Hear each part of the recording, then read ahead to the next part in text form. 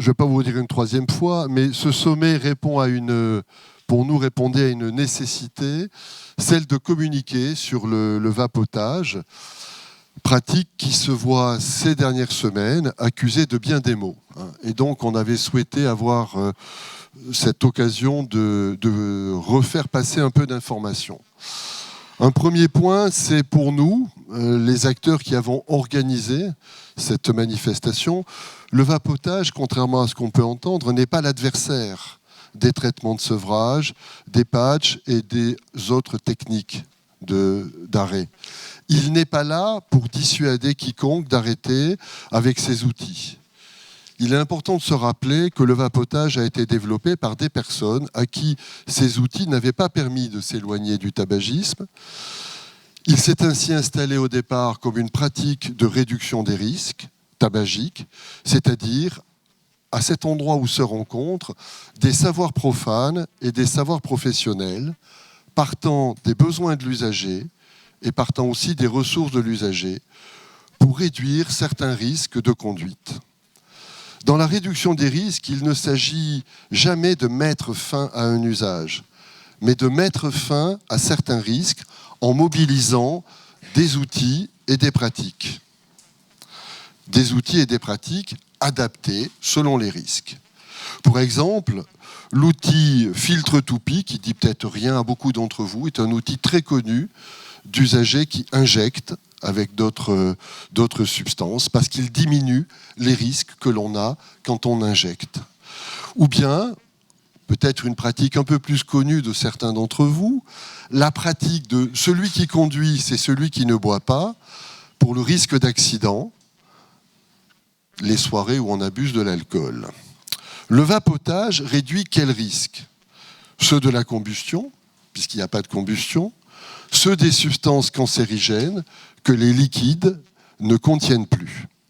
Il maintient qu'à l'usage, et c'est parfois source de polémique, celui de la nicotine. Un des premiers acteurs français de la réduction des risques, William Levenstein, avait pu s'appuyer sur ce triple constat pour dire, là encore parmi les premiers, on y va prudemment mais franchement. Je fais allusion à un échange qu'on avait eu au téléphone il y a maintenant à peu près une petite dizaine d'années, quand on commençait à débattre du vapotage et où on a commencé à être interviewé par la presse. Qu'est-ce qu'on en pense ? Voilà. Quel était le raisonnement ? Pas de combustion, pas de substances cancérigènes, le maintien d'un comportement, on y va. Et c'est l'occasion de dire que je préfère, et qu'on est plusieurs ici à préférer parler de vapotage plutôt que de cigarettes électroniques, puisqu'il ne s'agit ni de combustion ni de tabac. Le deuxième problème qui s'est posé après, c'est quantifier. Il faut quantifier la balance bénéfice-risque. C'est un raisonnement très classique. Mais pour avoir les études nécessaires, il faut laisser les usagers développer, améliorer leurs pratiques. Et c'est l'occasion de rappeler que dans l'histoire de la réduction des risques, ces milliers d'usagers, et il y en a pas mal dans la salle, forment à chaque fois un extraordinaire laboratoire de recherche et mise au point. Ce laboratoire, il peut d'une part, en lien avec les industriels, améliorer les outils et les pratiques. Jacques Le Wezec, qui est présent ici, qui animera une séance, fait partie des scientifiques qui y contribuent. Et si, comme a su le faire Benoît Vallée, qui lui aussi est présent parmi nous aujourd'hui, quand il était directeur général de la santé, le dialogue avec les chercheurs est pragmatiquement organisé, ce même laboratoire d'usagers peut aider à cette évaluation nécessaire bénéfice-risque. Nous retrouvons tout l'intérêt de ces recherches interventionnelles à expertise partagée défendues dans le secteur des addictions par des associations comme Médecins du Monde, la Fédération Addiction, AIDE et bien d'autres. Mais en entendant les résultats de ces études, faut-il, au nom du principe de précaution parfois évoqué, disqualifier une pratique adoptée pour s'éloigner des 71 000 morts prématurées du tabagisme ? Pour un certain nombre d'acteurs dont nous faisons partie, la réponse est non. Ce serait même tout l'inverse qu'exige la réduction des risques et le principe de précaution. Au nom de la réduction des risques, nous devons aux utilisateurs une communication réactive et précise. Et ces dernières semaines, on a vu que c'est difficile à obtenir une communication réactive et précise. Au moins pendant le temps nécessaire pour évaluer ce risque résiduel, éventuel, qui fait encore tant peur à certains médias. Quant au principe de précaution, il ne peut s'incarner dans une prohibition qui favoriserait le tabac. Il oblige à une régulation de la production, du commerce, de la diffusion. Et en France, il faut rendre hommage à certains professionnels, je pense à Bertrand Dotzenberg, qui prirent en leur temps les responsabilités pour sécuriser cette sortie, contribuant à l'établissement de normes d'usage dont les récents problèmes aux États-Unis montrent tout l'intérêt. Les pays qui n'ont pas eu peur et qui ont très tôt toléré cette pratique ont pu produire des données sur l'effectivité de cette réduction des risques. Elles seront présentées à ce sommet par Léonie Brosse, co-auteur du rapport du Public Health England, par le professeur Lévy, à qui l'on doit un calcul du nombre de morts évitées par la vape, par Louise Ross, figure emblématique de la réduction des risques tabac-vape en Angleterre, par Lyon Shahab, tous intervenants que nous avons pu inviter. C'est ensuite la question de l'efficacité du vapotage dans l'arrêt complet du tabac qui a été posée. Le vapotage peut-il aussi devenir un outil d'aide au sevrage ? Merci là encore à celles et ceux qui ont su y aller. Je pense à Marion Adler, Anne Borgne, Marion Mourgue, plusieurs personnes qui seront dans la table ronde, Kanim, William Levenstein, et bien d'autres ont porté cette réflexion de tabacologues, acceptant de faire avec le vapotage, d'y travailler, d'en témoigner, d'en affiner l'utilisation. Et dans leur suite, des XAPA, des consultations de tabacologie hospitalière, des CARUD, des ateliers de vapotage se sont multipliés en lien avec des pratiques de soins. Enfin, un dernier thème a agité les questions et l'information sur le vapotage. Est-ce que l'issue de ce cours ne risquerait pas de devenir une porte d'entrée ? Alors là, soyons clairs, l'histoire de la RDR le confirme, oui, une issue de secours peut toujours être utilisée à contresens. Le pharmacon a toujours été à la fois une drogue et un médicament. Mais il n'y a pas que l'histoire de la RDR qui le confirme. Et les plus grandes catastrophes nous le rappellent aussi, bloquer les issues de secours reste la plus stupide des réponses. Rappelons-nous par exemple ce à quoi a abouti l'interdiction de vente des seringues sous prétexte que certains en faisaient un mauvais usage. Ça nous a donné l'épidémie et la catastrophe en termes d'épidémie de sida et d'une gestion de problèmes associés. Ici, le débat porterait plutôt sur ce qui rend le vapotage attractif pour des non-fumeurs.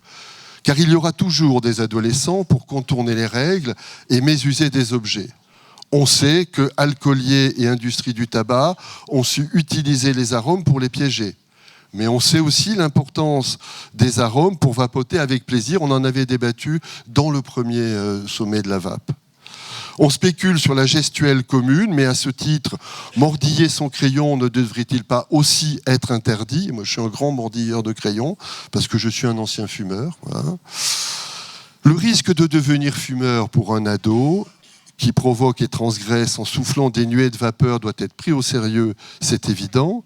Mais pour construire les bonnes solutions, il nous faut étudier les faits. Qu'est-ce qui facilite ou pas le passage au tabagisme ? Est-ce que c'est la pression du marketing ? Est-ce que c'est l'utilisation ou non de liquides nicotinés ? Nous pourrons ainsi réguler ce qui doit l'être. Certains accès de packaging et de marketing ciblant les jeunes, certainement.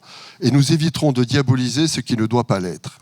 Merci donc à un certain nombre d'organismes, à l'INCa, Santé publique France, à l'OFDT, d'être venus partager nos questions et éclairer ce dialogue de leurs données. Le deuxième point que je voulais vous dire, et j'en aurai fini, c'est le cadre. Vu les enjeux, qui ne sont pas simples, et notamment les enjeux financiers, nous avons souhaité un cadre clair pour ce sommet. Il m'a été demandé d'être garant de ce cadre. Je n'ai donc aucun lien d'intérêt à déclarer, ni avec l'industrie du tabac, ni avec celle du vapotage, ni avec celle de la pharmacie. Je peux vous en donner tous les documents nécessaires. Je reste libre, par ailleurs, n'ayant aucun ministre à protéger. C'est parfois des fonctions qui obligent à une certaine diplomatie. Aucune administration à défendre. Je n'appartiens à aucune administration. Et depuis quelque temps, je n'appartiens même plus à une grande fédération. Je ne la représente même plus. Quant à ma carrière professionnelle, mon âge plaide en ma faveur. Elle est derrière moi. Cette liberté absolue peut déconcerter, on m'a prêté et on continue de me prêter des revenus et des pouvoirs occultes. Je vais vous décevoir, je n'ai ni les uns ni les autres. Et je peux témoigner qu'il y a parfois plus à perdre qu'à gagner à s'engager en faveur du vapotage. Mais ce sommet ne s'est évidemment pas organisé tout seul. Il a donc bénéficié de l'engagement, d'abord, des bénévoles de SOVAP, aidés par les partenaires du RESPAD, de SOS Addiction, de la VAP du Cœur, d'EDUS et de la Fédération Addiction, qu'il faut plus particulièrement remercier pour son importante aide logistique. Il est soutenu financièrement par les droits d'inscription d'une partie d'entre vous, et puis il est soutenu par un mécénat FIVAP. La FIVAP, c'est une fédération de professionnels indépendants des acteurs du tabagisme. Ce choix aussi a pu étonner. Il n'y a pour moi aucune objection à travailler avec des industriels, dès lors que tout est clairement posé et annoncé. La ligne qui serait à ne pas franchir dans une journée comme celle-ci, c'est celle qui nous sépare de l'industrie du tabac. Cette indépendance vis-à-vis des industriels et financiers du tabac est d'ailleurs une caractéristique de la grande majorité des acteurs français du vapotage. Ça leur est parfois même reproché. Notre programme a donc été fait en toute indépendance. Nos intervenants scientifiques et spécialistes de santé publique, usagers ou acteurs de ces boutiques espaces conseils qui illustrent la dimension d'autosupport si importante dans ces questions d'addiction, sont eux aussi indépendants de l'industrie du tabac. Quant aux soignants, ils parlent, et c'est classique, dans le cadre de la base Transparence Santé, consultable sur le site du ministère. Ce sommet se veut donc ainsi organisé comme un espace de dialogue libre, apaisé, je l'espère, mais engagé et informé. Je vous remercie, vous toutes et tous, auditeurs de nos échanges. Je remercie aussi les représentants des sociétés savantes et autres instances qui ont osé se compromettre en ce lieu et à contribuer à ce dialogue par leurs questions et remarques. Quant à celles et ceux qu'un agenda trop chargé a empêché de venir, nous continuerons de les associer à ce dialogue sans aucun problème. Et je me réjouis de pouvoir vous annoncer un invité supplémentaire. On va un peu décaler le programme en début d'après-midi. C'est le député Olivier Véran, dont on connaît l'implication depuis longtemps dans les questions de santé et de réduction des risques. Il a accepté de venir vous parler un petit moment en début d'après-midi. Voilà. Je vous invite donc à garder cet esprit de dialogue. Et maintenant, je vais passer la parole pour la deuxième partie de l'ouverture à Sébastien Béziot, qui est donc un représentant de cette mystérieuse SOVAP. Bonjour à tous. Je dois d'abord vous remercier au nom de l'association SOVAP pour votre présence aujourd'hui ici, si nombreux. Petit détail technique pour le bon déroulement de la journée, si vous voulez bien éteindre vos portables ou les mettre sur silencieux et ne pas faire de vapeur dans la salle. Je tiens tout d'abord à remercier très chaleureusement Jean-Pierre Couteron d'avoir accepté de présider et de se porter garant de l'éthique de ce troisième sommet. En éminent spécialiste de la réduction des risques, il a accepté malgré ceux que nous faisions prendre à son agenda déjà surbooké. Son expérience nous a été très précieuse et ses conseils toujours éclairants. Je dois vous avouer et vous prévenir, pour ceux qui ne connaissent pas Jean-Pierre, ils sont peu dans cette salle, que c'est aussi un risque majeur de travailler avec Jean-Pierre. Cet homme est capable de vous appeler à 6h du matin, seul moment disponible pour faire le point. Grand merci Jean-Pierre. Sans toi, ce sommet aurait été vraiment très difficile à organiser. Un petit mot sur l'association SOVAP. Notre association a été créée en 2016, suite au premier sommet de la VAP. Donc l'objectif était de pérenniser cet événement. Au-delà de ça, nous sommes des hyperactifs. Nous veillons en permanence sur toute l'information liée à la VAP et à la réduction des risques et des méfaits du tabagisme. Nous publions des notes ou des communiqués. Nous tissons autour de nous un réseau de spécialistes. Nous recherchons, nous renseignons, nous orientons. Si besoin, nous pouvons prendre la parole. Grand merci à Nathalie Dunant, notre présidente, pour l'organisation de cette journée au programme vraiment exceptionnel, tant sur le contenu que sur la qualité des intervenants. À ses côtés, merci à Philippe Poisson, notre veilleur scientifique, politique, social, économique, qui a énormément travaillé avec Nathalie et Jean-Pierre sur la pertinence, la cohérence et l'articulation du programme. Immense merci à Vanessa Delarue, qui a coordonné nos prestataires et veillé jusqu'au moindre détail pour vous accueillir aujourd'hui dans les meilleures conditions. Merci à Thierry Pelé pour son suivi sur les nombreuses questions pratiques. Je tremble un peu, c'est le fait de parler en public, c'est pas la peur du vapotage. Merci à tous nos partenaires et tous nos intervenants, sans qui ce 3e sommet de la VAP aurait été difficile, voire impossible à organiser. Un tout petit mot sur ETRA, c'est une information. Il s'agit d'une nouvelle organisation qui est née au mois de septembre. C'est une plateforme européenne qui a été initiée par la NNA UK, donc un petit peu nos homologues, et SOVAP, homologue britannique. Elle fédère de nombreuses associations sur tout le continent. L'objectif est de veiller et partager l'information, publier des renseignements et des alertes à destination de tous les publics.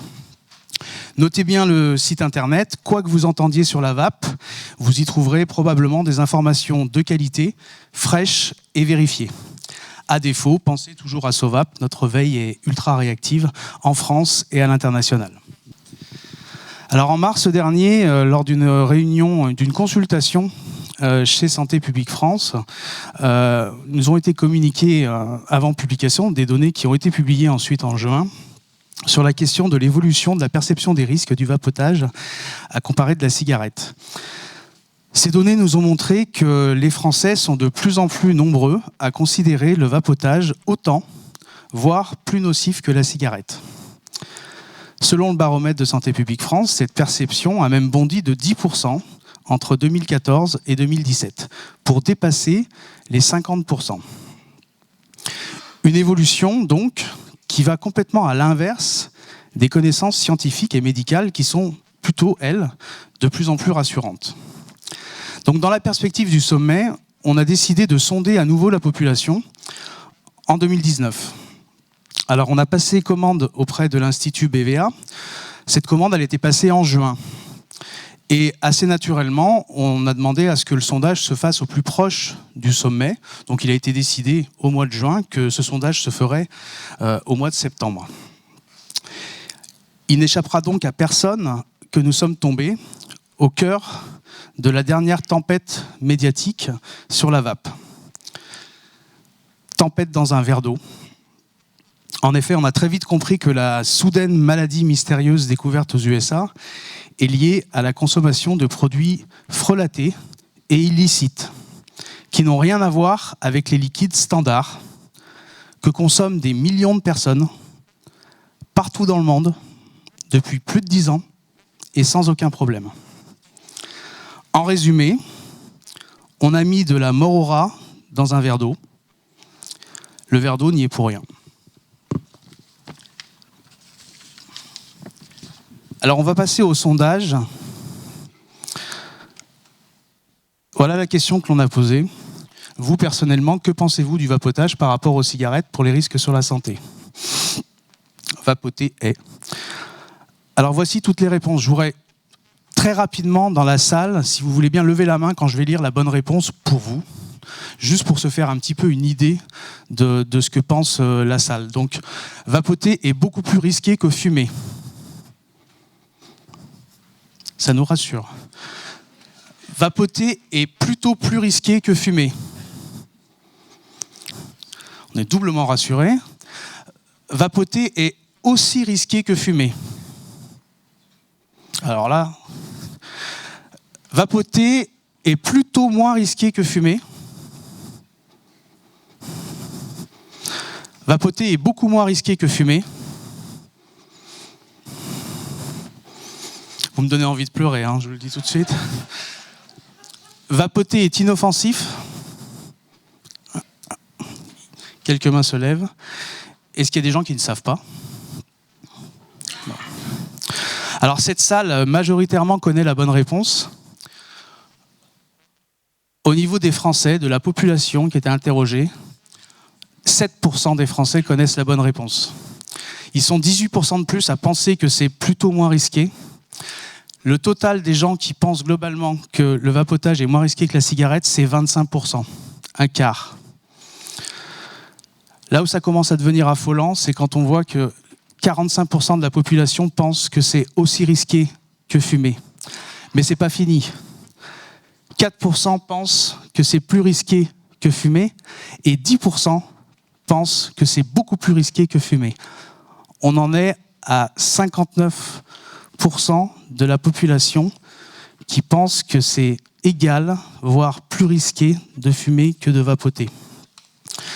Alors, on peut se mettre en colère. Moi, personnellement, j'ai honte. C'est honteux. L'Institut BVA, ils sont très sympas.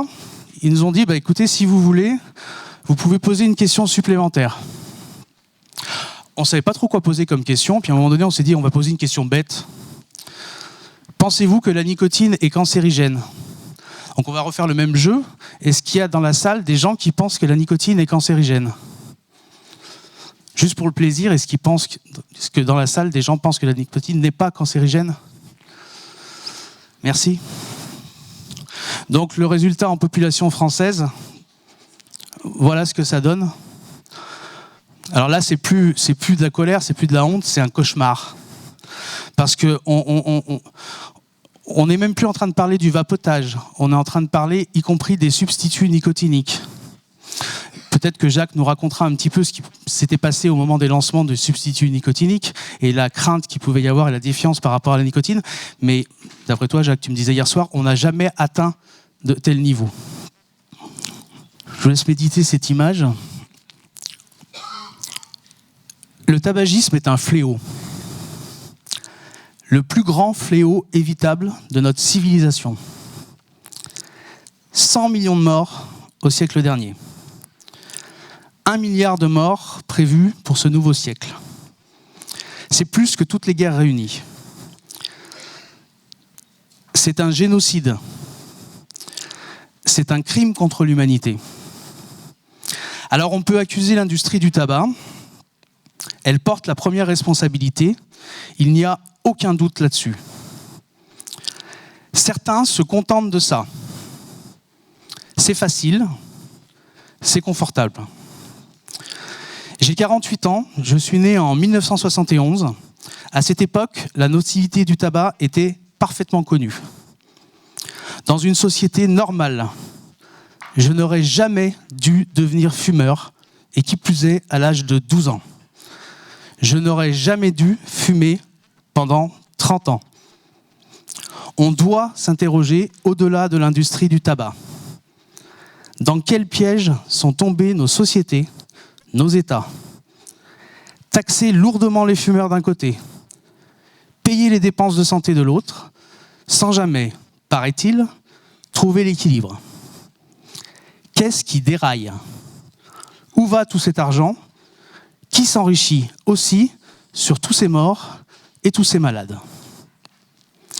Alors aujourd'hui, nous allons parler du vapotage, cette solution de réduction des risques, inédite, inattendue, inespérée, et donc incroyablement disruptive.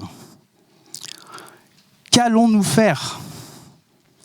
Que voulons-nous faire de cet outil ? Nous sommes tous responsables de ça. Responsables, les citoyens, vapoteurs, fumeurs et même non-fumeurs. Responsables, les acteurs de santé, les agences de santé, les organisations de lutte contre le tabagisme. Vous êtes nombreux dans cette salle et je vous en remercie. Responsables, les médias et les journalistes, nombreux aussi dans cette salle. Responsables, bien entendu, les décideurs politiques, pas ou très peu nombreux dans cette salle aujourd'hui. Comme nos amis anglais si proches de nous, ils sont ici aujourd'hui.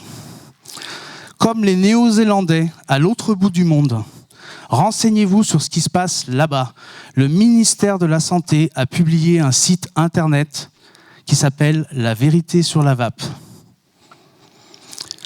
Il est grand temps en France, surtout quand on voit les résultats de notre sondage, sur le vapotage et sur la nicotine, de changer le regard, de changer les regards sur la vape.